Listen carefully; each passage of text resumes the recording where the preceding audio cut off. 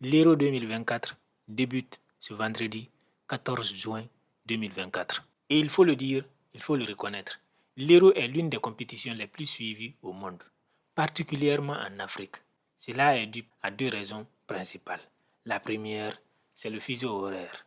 Contrairement à la Copa América, qui se joue généralement à 1h, 2h, voire 3h du matin en Afrique, l'Euro se joue à 18h, 19h, 20h, soit exactement les heures auxquelles les gens rentrent à la maison.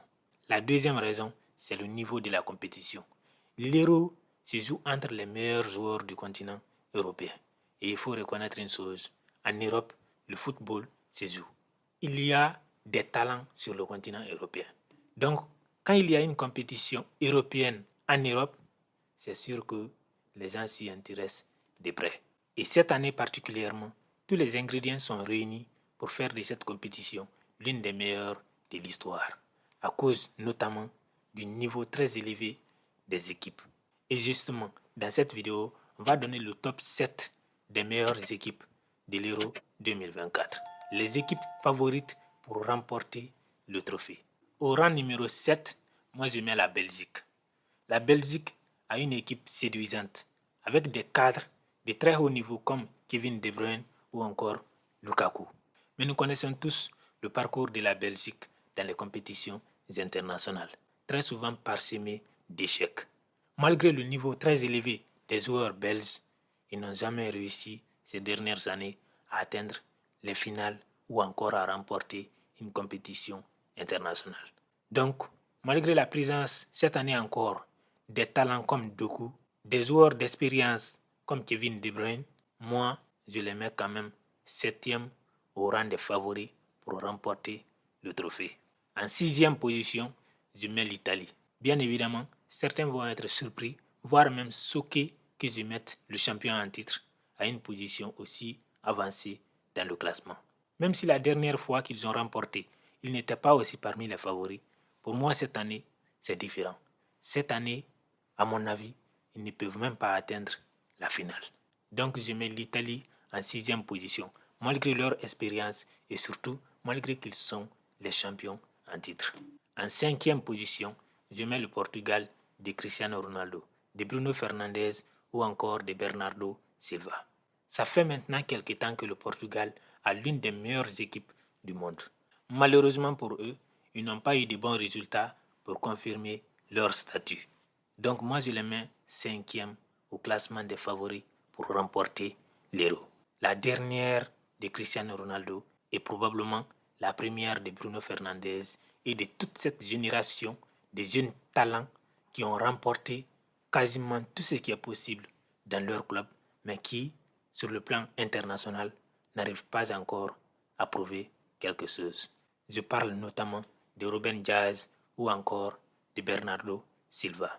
Des joueurs qui, dans leur club, ont aujourd'hui remporté la quasi-totalité des trophées possibles et disponibles, mais qui, sur le plan international, ont encore un palmarès presque vierge. En 4e position, je mets l'Espagne. Pour moi, l'Espagne, c'est l'une des meilleures équipes de cette compétition. L'Espagne a une équipe jeune, mais composée que de talents hors pair.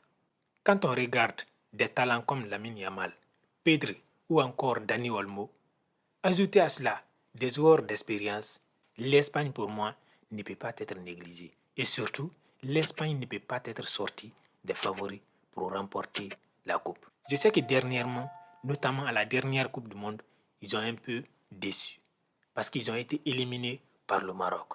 Mais n'oubliez pas, le Maroc a éliminé aussi des équipes comme la Croatie ou encore le Portugal.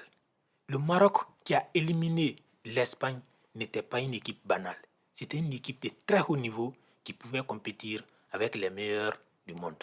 Donc l'Espagne pour moi reste l'une des équipes favorites pour remporter le trophée. En 3e position, nous avons l'Allemagne, la dernière de Toni Kroos et probablement la première de Jamal Musiala. Cette année, ça se joue en Allemagne, devant le public allemand. Donc, je pense que ça va être une grande compétition pour l'Allemagne.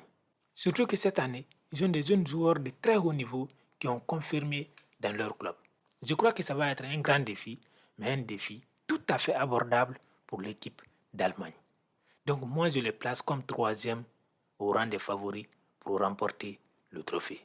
Et surtout qu'ils ont un entraîneur qui a beaucoup d'expérience dans les grandes compétitions, Julian Nagelsmann.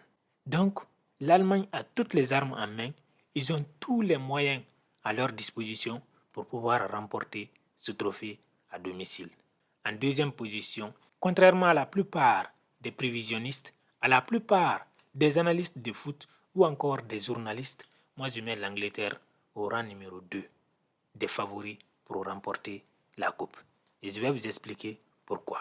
Individuellement et à chaque poste, l'Angleterre a probablement la meilleure équipe du monde actuellement.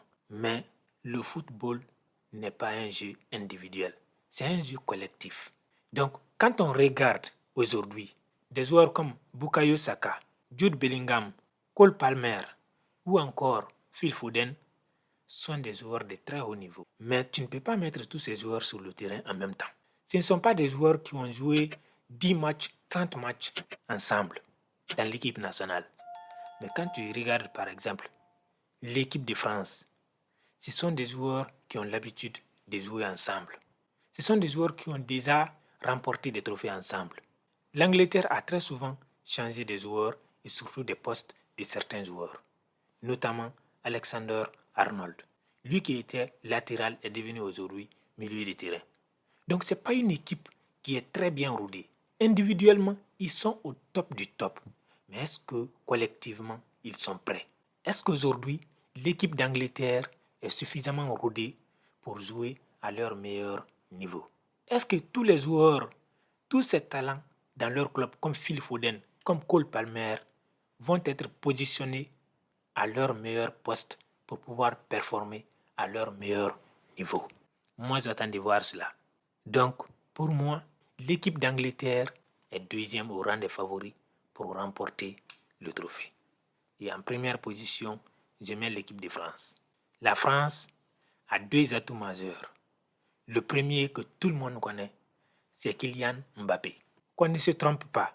Aujourd'hui, en dehors de sa saison ratée en club, Kylian Mbappé est le meilleur joueur du monde. Dans cette nouvelle génération, ce que Kylian Mbappé peut faire, il n'y a personne d'autre qui peut le faire. Ces matchs se décident très souvent sur des petits détails, sur des actions individuelles.